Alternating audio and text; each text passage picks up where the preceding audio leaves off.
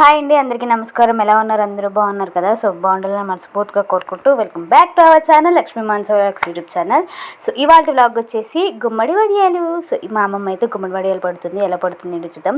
ఇవి వచ్చేసి గుమ్మడికాయలని ముందు రోజు కోసుకుని వాటికి కొద్దిగా పసుపు రాసి మంచిగా ఒక గుడ్డలో కానీ ఒక చీరలో కట్టేసి దానిపైన ఒక మూటలా చుట్టి దానిపైన బరువు పెడితే అందులో ఉన్న వాటర్ అంతా కారిపోతుంది అనమాట ఓవర్ నైట్ అంతా. సో ఇలా పొడిపొడిలాడుతూ ఉంటుంది. చూస్తున్నారు కదా, కన్సిస్టెన్సీ ఇలా ఉండాలి. గుమ్మడికాయలని ఈ షేప్స్లో కట్ చేసుకుని మంచిగా నైట్ అంతా ఓవర్ నైట్ అంతా బరువు పెట్టి ఉంచితే, అదే ఏం బరువు అంటే శనికలు రాయ అటువంటి బరువులు పెడతారు. పల్లెటూరులో అయితే మరి ఏం పెడతారు తెలియదు. తిరగలి అటువంటి బరువు పెడితే వాటర్ గుమ్ముని కిందకు వచ్చేస్తాయి అనమాట, అణిగిపోయి. సో అలా చూస్తున్నారు కదా. సో వచ్చిన ఇందులోకి కొద్దిగా జీలకర్ర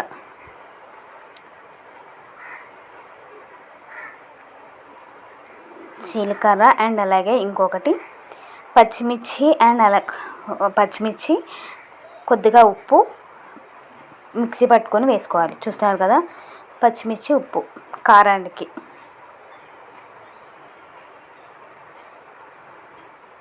ఇంకొకటి ఓవర్ నైట్ మినపప్పు, ఒక రోజు ముందు మినపప్పు నానబెట్టుకుని దాన్ని ఒక నైట్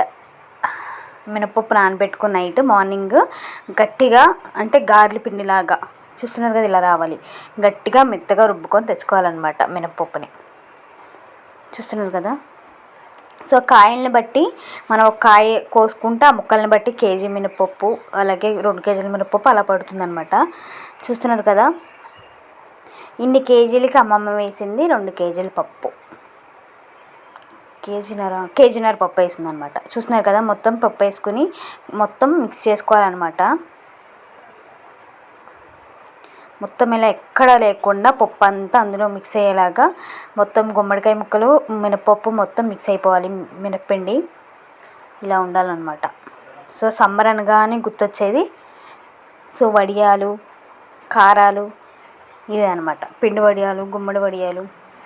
సో ఇలా ఏమైనా డాబాపై కానీ మంచాల మీద కానీ ఇలాగా రౌండ్గా గుమ్మడి వడియాలు అయితే పెట్టేసుకోవడమే.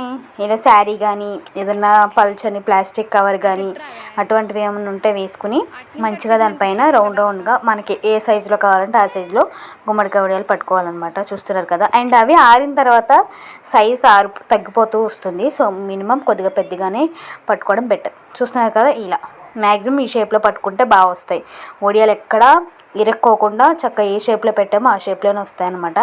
చూస్తున్నారు కదా. సో మీరు ఎలా పెట్టుకుంటారా అనేది కామెంట్ బాక్స్లో కామెంట్ చేయండి. సో మా అమ్మమ్మ అయితే ఎవ్రీ ఇయర్ మాకు మా పిన్ని వాళ్ళకి అయితే ఇలాగే పడుతుంది వడియాలు. చూసారు కదా, ఇదనమాట గుమ్మడికాయల వీడియో. సో పోస్ట్ చేయడానికి లేట్ అయిపోయింది, సారీ ఏమనుకోద్దు. కానీ మీరు ట్రై చేసి ఎలా వచ్చింది అనేది కామెంట్ బాక్స్లో కామెంట్ చేయండి. అండ్ అలాగే ఇప్పటివరకు మన ఛానల్ని ఎవరైతే సబ్స్క్రైబ్ చేసుకోలేదో వెళ్ళి సబ్స్క్రైబ్ చేసుకుని పక్కన బెల్ ఐకాన్ ప్రెస్ చేస్తే ఎవరి వీడియో నోటిఫికేషన్ మీ దాకా వచ్చేస్తుంది. Thanks for watching. Bye bye.